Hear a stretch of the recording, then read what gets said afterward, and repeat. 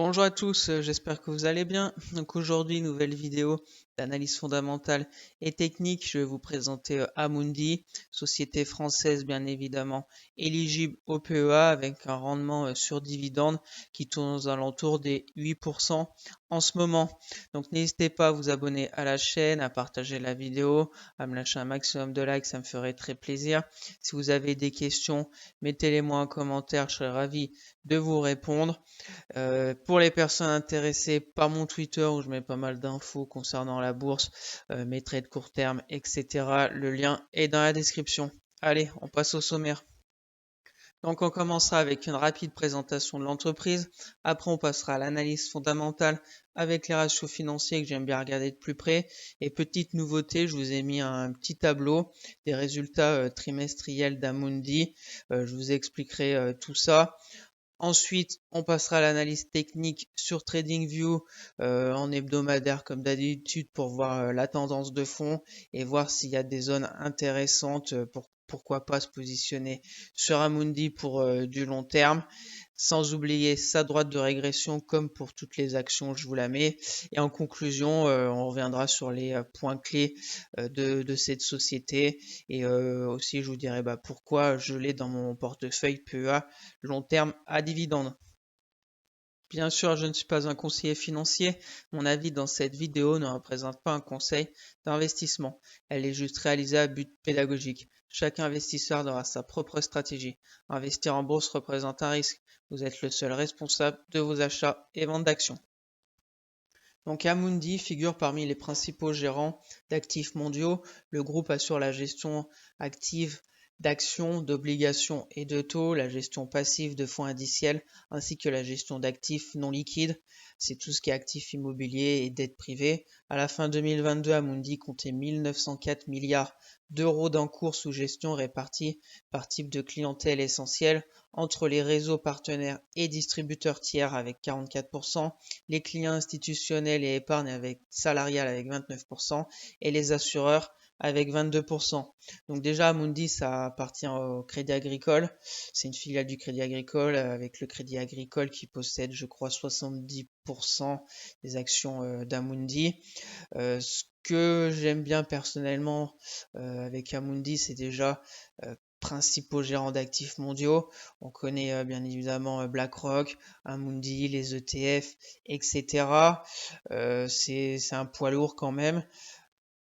Ce qui est aussi intéressant, c'est que bien évidemment c'est dans le secteur de la finance, mais c'est pas, on va dire, sous les feux des projecteurs comme les bancaires traditionnels ou les assurances traditionnelles du genre AXA, les bancaires BNP Paribas ou Société Générale. En cas de crise, bien évidemment, quand le secteur de la finance baisse, Amundi suit, mais c'est pas, voilà, c'est force tranquille entre guillemets, j'ai envie de dire Amundi. On verra avec l'analyse fondamentale, c'est des marges vraiment énormes. C'est pas une valeur de croissance, mais un gros dividende. Voilà, personnellement, je la garde en fond de portefeuille. J'aime bien son dividende. On verra que le cours est plutôt en baisse.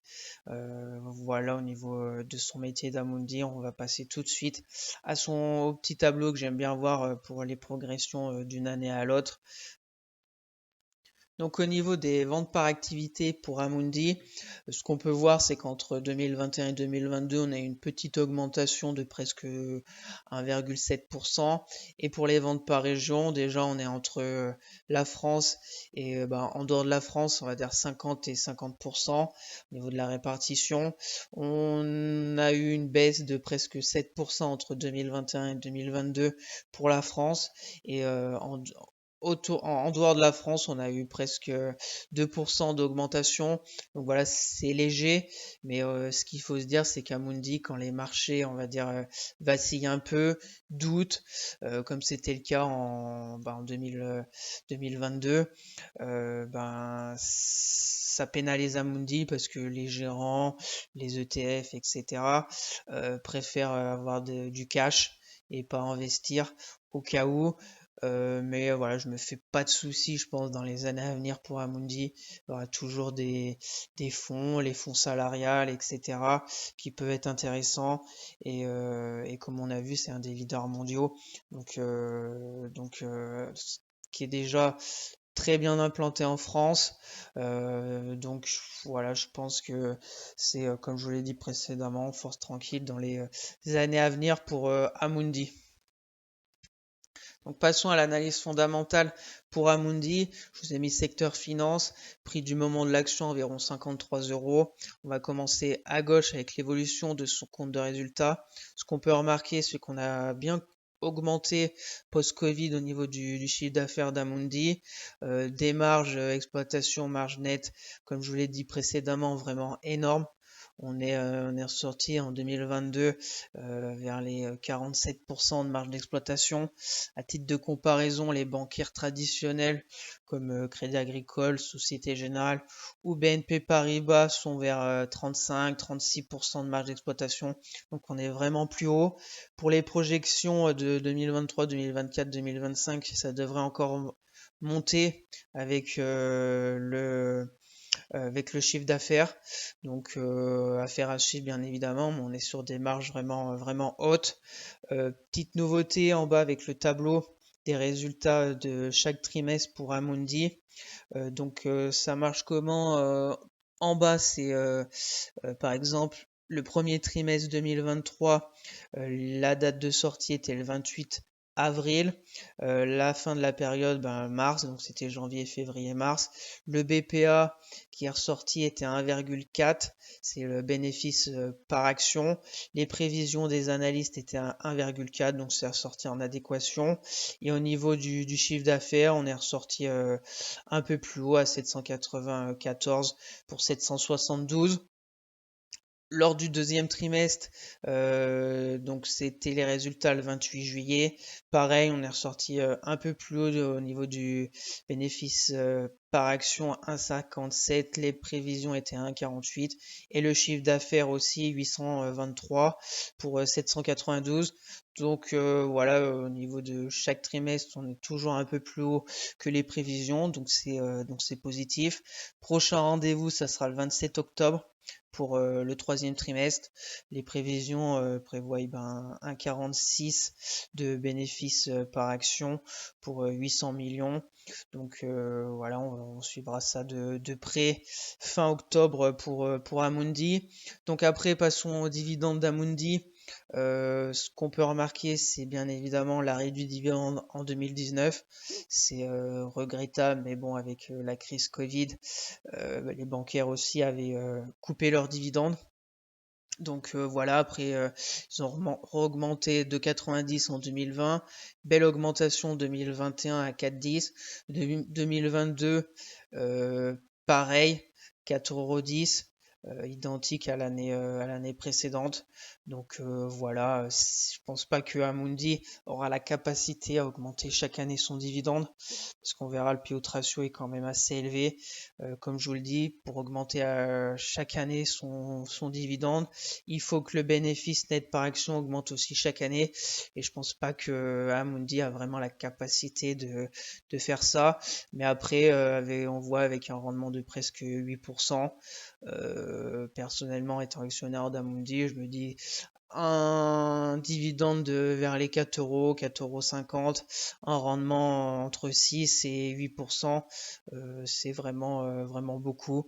Donc dans une stratégie à dividende long terme, avec une bonne répartition, une bonne diversification d'actions dans son PEA, je pense que voilà, Amundi a tout à fait la place dans mon PEA pour une stratégie. C'est pas une valeur de croissance, voilà, c'est secteur finance. On verra avec l'analyse technique le cours.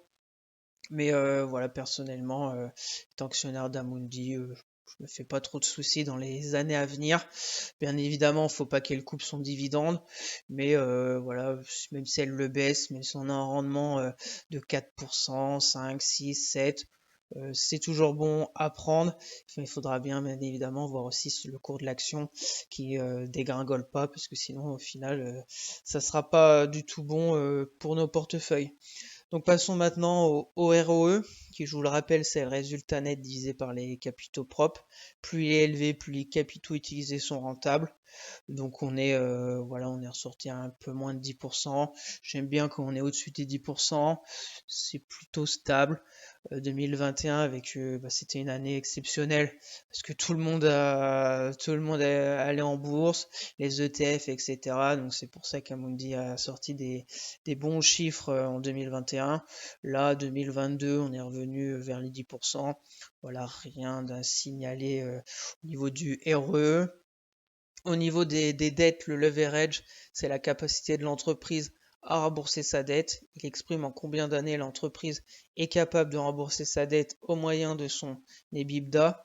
Donc là, c'est pareil, pas grand-chose à dire. 2020, avec la crise Covid, on était un peu au-dessus des 2 fois. Là, on est vers les 1 fois. Donc rien à signaler au niveau des dettes. Au niveau du payout ratio, qui est le dividende par action divisé par le bénéfice net par action. Il exprime le taux de distribution des bénéfices envers ses actionnaires. Donc là, on est toujours au-dessus des 60%. 2022, on est à presque 78%.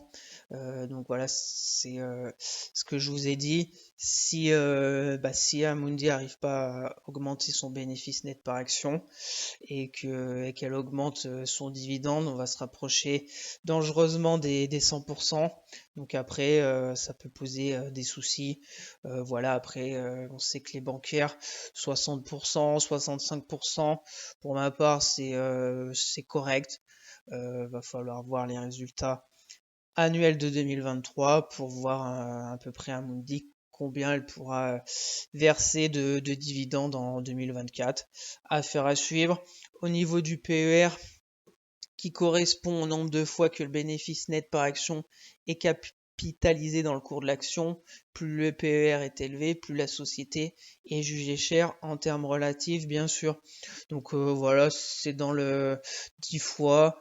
On est en train de baisser parce que bien évidemment si on verra avec l'analyse technique son cours baisse, donc ça baisse le PER. Voilà, c'est PER faible mais classique, on va dire, dans ce secteur.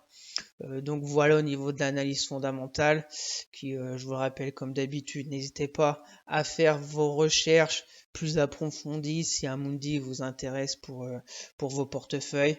Allez sur le site d'Amundi, allez voir d'autres ratios financiers. Voilà, faites énormément de recherches qui peuvent vous vous faire pour faire votre choix. C'est toujours intéressant de fouiller un peu partout. Donc voilà au niveau de l'analyse fondamentale pour Amundi. Donc passons à l'analyse technique pour Amundi.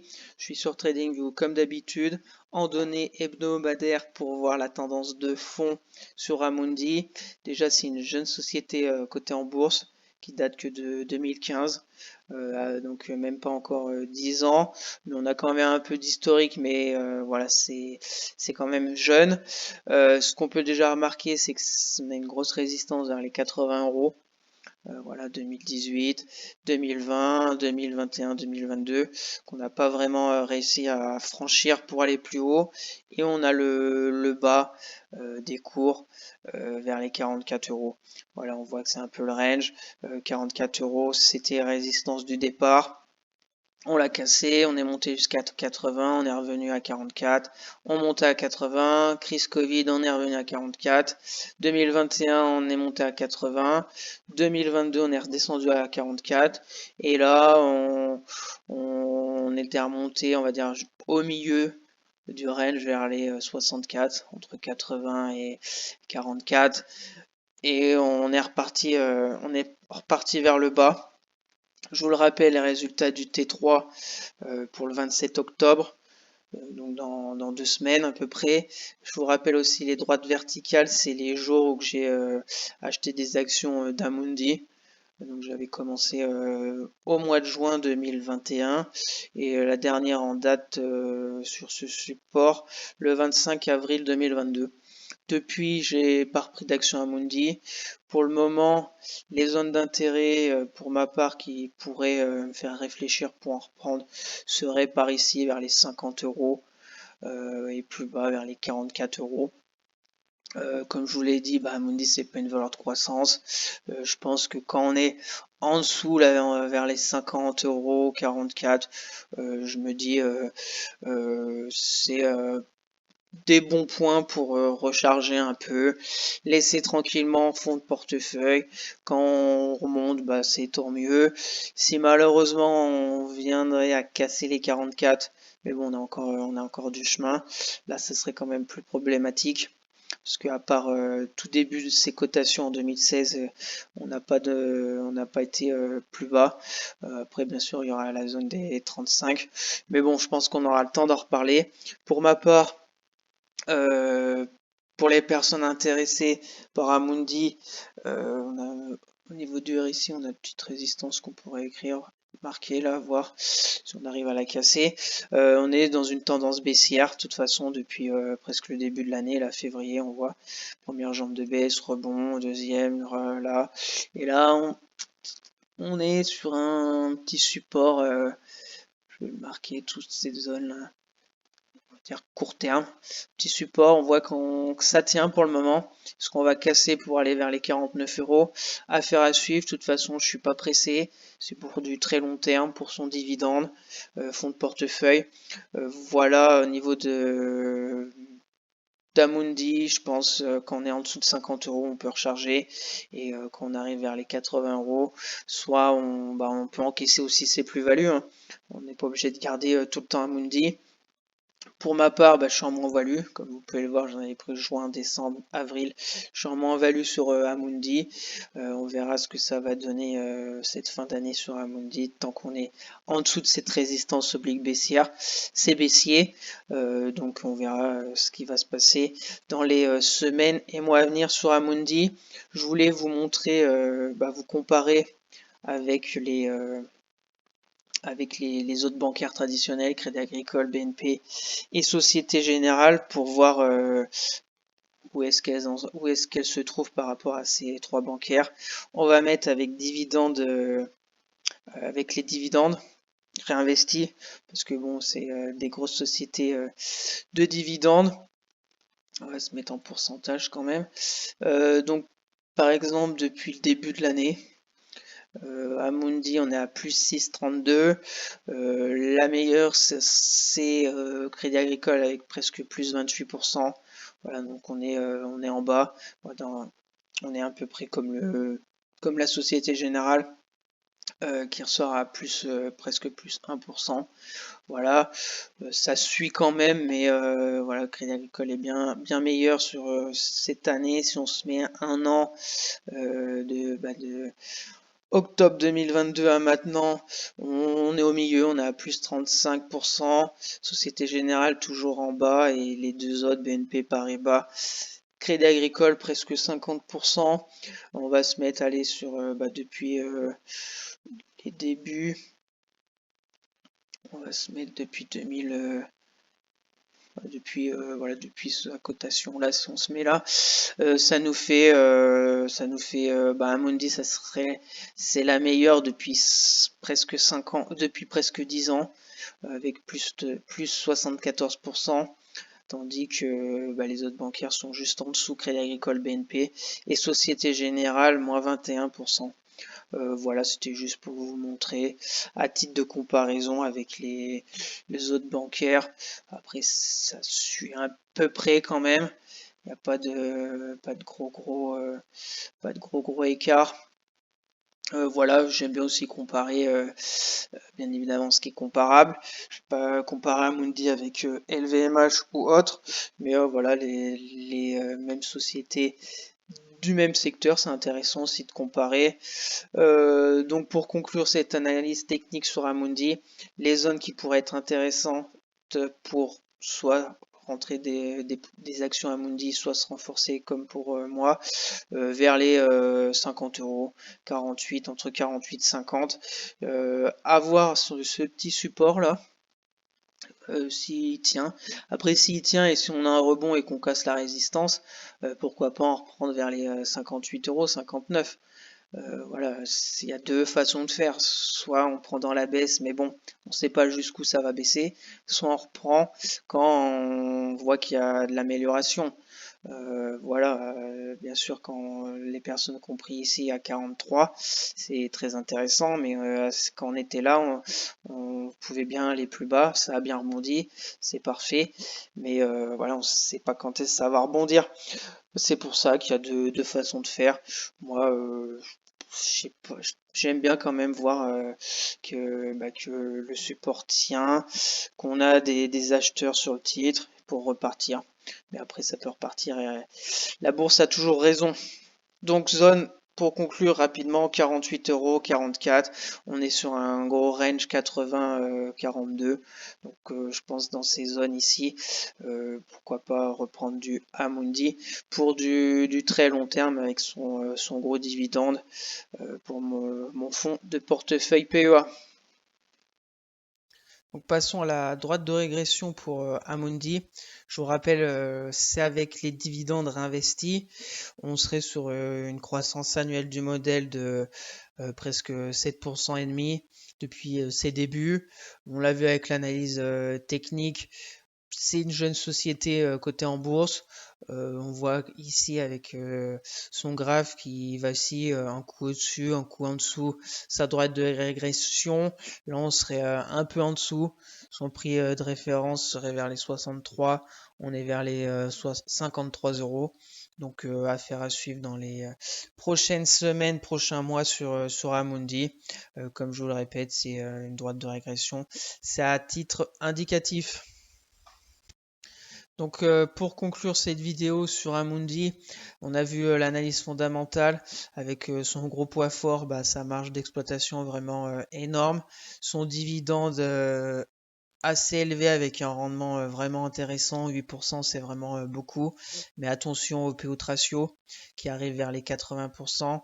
Je vous le répète, pour augmenter son dividende, il faut que la société augmente son bénéfice net par action. Donc affaire à suivre fin d'année avec les résultats annuels, voir si elle aura la capacité d'augmenter son bénéfice net par action pour déjà baisser son payout ratio ou si elle veut augmenter son dividende pour l'année 2024. Affaire à suivre. Après, au niveau de son métier, je me fais pas trop de soucis dans les années à venir. Presque, voilà, c'est un leader mondial presque Amundi. On connaît BlackRock au niveau des États-Unis, on a Amundi en France. Donc voilà, c'est force tranquille, je pense, dans les prochaines années. Avec, je pense, là c'est tumultueux parce que, comme je vous l'ai dit, avec les bourses qui sont un peu avec les taux, voilà, avec les taux d'intérêt, etc. On a la baisse des volumes sur les marchés, donc ça impacte Amundi. C'est pour ça que son cours techniquement est plutôt à la baisse.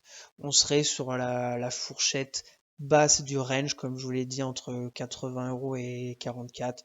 On est plutôt vers le bas. Est-ce que c'est le moment de se renforcer pour Amundi? Je ne sais pas, j'attends de voir personnellement. Est-ce que c'est le moment pour commencer à bâtir une position sur Amundi? Je vous dirai pourquoi pas. Et après, bien sûr, vous attendez de voir ce qui se passe. Et puis, bien évidemment, diversifiez vos portefeuilles. Voilà au niveau de la conclusion pour Amundi. Donc merci à tous d'avoir suivi cette vidéo, j'espère que ça vous plaît, que je vous fasse de temps en temps des analyses fondamentales et techniques sur des sociétés éligibles au PEA. Donc n'hésitez pas à vous abonner à la chaîne, à partager la vidéo, à me lâcher un maximum de likes, ça me ferait très plaisir.